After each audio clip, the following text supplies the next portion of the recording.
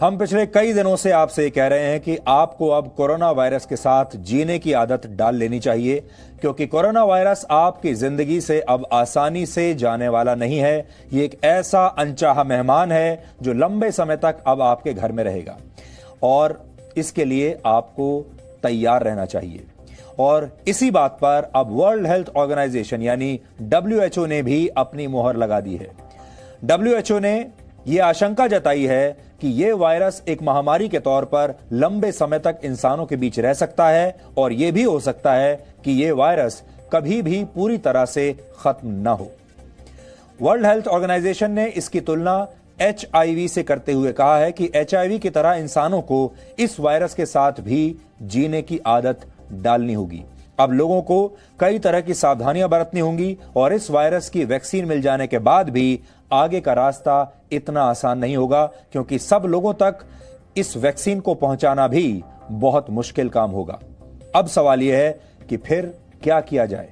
अगर corona virus लंबे समय तक हमारे साथ रहने वाला है तो हम इसके लिए खुद को कैसे तैयार कर सकते हैं, क्योंकि आप में से बहुत सारे लोगों ने ये सोचा होगा अभी तक कि ये लॉकडाउन महीने 2 महीने का होगा, बहुत ज्यादा हुआ तो 3 महीने का हो जाएगा, उसके बाद ये कोरोना वायरस चला जाएगा और आपकी जिंदगी पहले जैसी हो जाएगी। लेकिन अब मानसिक तौर पर अपने आप को ये तैयार कर लीजिए, आपका जीवन पहले जैसा नहीं होगा। आज हम आगे की इस तैयारी को मेडिकल साइंस, समाज और मनोविज्ञान के जरिए से समझने की कोशिश करेंगे। पहले वैज्ञानिक नजरिए से उन 5 महत्वपूर्ण सच्चाइयों को आप समझिए जिनका सामना आपको और हमें मिलकर करना है। पहली सच्चाई यह है कि यह वायरस अब भी पूरी दुनिया में तेजी से फैल रहा है, यह कहीं भी रुका नहीं है।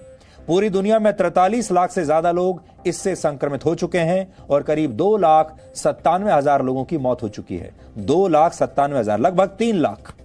बीमार लोगों का इलाज अलग अलग तरीकों से किया जा रहा है, हर देश में अलग अलग पद्धति है, लेकिन अभी तक इसका कोई भी पुख्ता इलाज किसी के पास भी नहीं है। इस बात को आप याद रखिएगा, इस कोरोना वायरस का किसी के पास पूरी दुनिया में कोई इलाज नहीं है।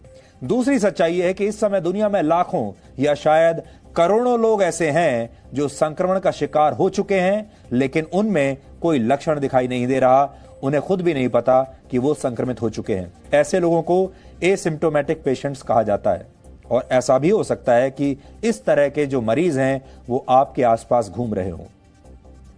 तीसरी सच्चाई यह है, जो लोग संक्रमण का शिकार हैं और जिनमें वायरस की पुष्टि हो चुकी है, उनमें से करीब 3 से 4% लोगों की जान खतरे में है। यानी इस वायरस के मामले में मृत्यु दर फिलहाल 3 से 4% है, लेकिन अलग अलग देशों में इसकी स्थिति भी अलग अलग है। उदाहरण के लिए बेल्जियम की स्थिति इस समय सबसे खराब है। बेल्जियम में कोरोना वायरस के मामलों में मृत्यु दर करीब 16% है। अमेरिका में यह करीब 6% है और भारत में मृत्यु दर करीब 3 से 4% है। चौथी सच्चाई यह है कि गंभीर रूप से बीमार मरीजों की संख्या भी अलग अलग देशों में अलग अलग है। 11 मई तक के आंकड़ों के मुताबिक गंभीर रूप से बीमार मरीजों की सबसे ज्यादा संख्या अमेरिका में है, जबकि भारत में स्थिति धीरे धीरे बेहतर हो रही है।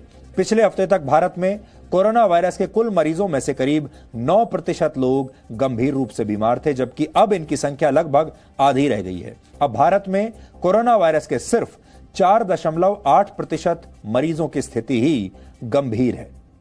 पांचवी सच्चाई यह है कि कोरोना वायरस की वैक्सीन का इंतजार अभी बहुत लंबा है।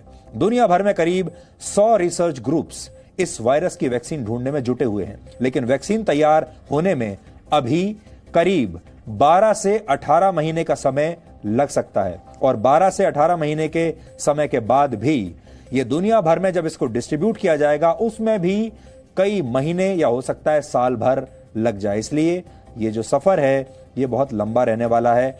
इससे आप, अगर आपको रोड मैप इसका बनाना है तो लगभग आप 2 से 3 साल का रोड मैप बनाकर चलिए। आपको अगर वैक्सीन मिल भी गई तो भी आप तक राहत पहुंचने में, आपके जीवन में वापस नॉर्मलसी आने में 2 से 3 साल लग जाएंगे। No signal, no worry. Presenting Z News app with live TV, latest updates and expert opinion. Available on Google Play and App Store. Download it now.